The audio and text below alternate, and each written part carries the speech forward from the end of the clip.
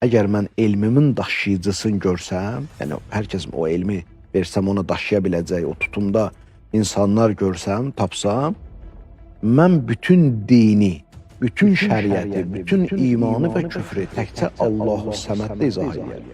Bir qrup səhabələr oturmuşdu ancaq evdə ki, Allah ruzi verəndir, ən yaxşı, ən xeyirli ruzi verəndir. Mən gedib niyə işləməliyəm ki, Allah mənim ruzimi versin. Sonra Əziz Peyğəmbərimiz eşitdi bunu, çağırdı onlara, dərs verdi, onlara izah verdi. Ən böyük səhvlərimizdən biri budur. Biz günahkarı görəndə ona gülürük, amma gülməməlisən ona. Günahkar görsə ki, sən ona gülürsən, o hidayət olmaz. O sənin sözünə heç ona təsir də eləməz. Amma o görsə ki, sən onun halını ağlayırsan ondan qabaq, onda o təsirlənər. O təsirlənər ki, bəli, bu həqiqətən bu məni aşağılamaq istəmir. Bunun məqsədi məni təhqir eləmək deyil.